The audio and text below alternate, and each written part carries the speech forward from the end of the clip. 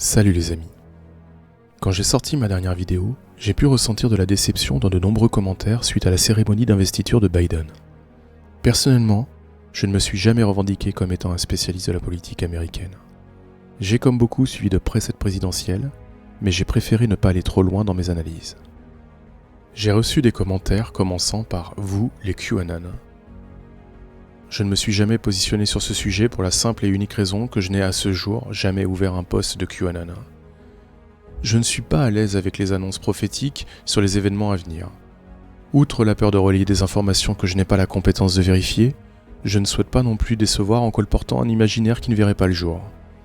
Comme le disait si bien Coluche, qui d'ailleurs nous manque beaucoup, je ne suis pas pour, pas contre, bien au contraire. Plus sérieusement, si j'ai été amené à faire des vidéos, c'est d'abord à cause de la gestion de cette épidémie que nous n'avons plus le droit de nommer. Le jour où je n'ai eu d'autre choix que de mettre un masque sur le visage de mon fils pour qu'il soit accepté à l'école, j'ai vu rouge. Là, je ne vais pas parler de statistiques ou d'études qui démontrent ce que je crois. Je parle juste d'un papa qui a mal au cœur à chaque fois qu'il soumet cette mesure à son propre fils. À mes yeux, c'est un crime contre nos enfants. Pendant le premier confinement, comme tout le monde, je découvrais la maladie. Ma femme, qui est infirmière, a quant à elle provisoirement abandonné son service pour renforcer une équipe Covid dans un CHU en mars et en avril 2020. De mon côté, c'était le début du télétravail tous les jours. C'est d'ailleurs encore le cas aujourd'hui. Rappelez-vous les débuts. Nous avions des images de Chine nous montrant des personnes qui tombaient comme des mouches dans les lieux publics. Et puis, nous avons connu les campagnes de sensibilisation aussi terrorisantes les unes que les autres. Tel un dealer, le gouvernement nous apportait notre dose d'anxiété avec le nombre de décès quotidiens. Et puis, l'épidémie a retombé.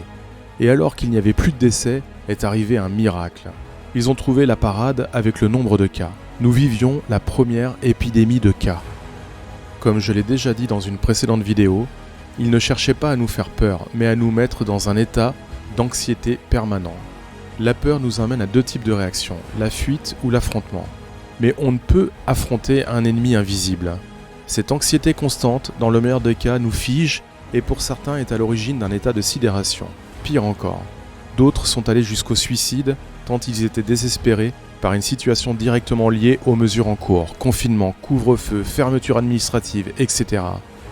Comme vous l'aurez compris, cette vidéo n'aborde pas un sujet particulier, mais vise juste à ce qu'il n'y ait pas de malentendu. Je ne suis pas Madame Soleil, je ne détiens aucune vérité, et je souhaite rester libre quant au sujet que j'aborde. Nous sommes nombreux à faire des vidéos, nous avons tous nos propres convictions. Alors je ne force personne à m'écouter, mais sachez qu'au-delà du fait que je puisse parfois me tromper, ma démarche reste honnête et désintéressée. J'espère ne pas avoir fait naître de faux espoirs. Mon objectif n'a jamais été de convaincre, mais de pousser au questionnement. De la réflexion de chacun d'entre nous peut naître des initiatives intéressantes. Cette matière peut changer des vies, les rendre plus belles. Si je parviens à ce résultat, alors toutes ces heures passées à réfléchir et à réaliser ces vidéos n'auront pas été vaines. Le plus compliqué pour moi est de dégager du temps, car je travaille à temps plein et je dois être présent pour ma famille. Prochainement, je vais aborder le sujet du mondialisme et des dangers qu'il fait peser sur nos vies. C'est un sujet qui me tient à cœur et sur lequel il y a beaucoup à dire. Allez, je vous dis à bientôt les amis.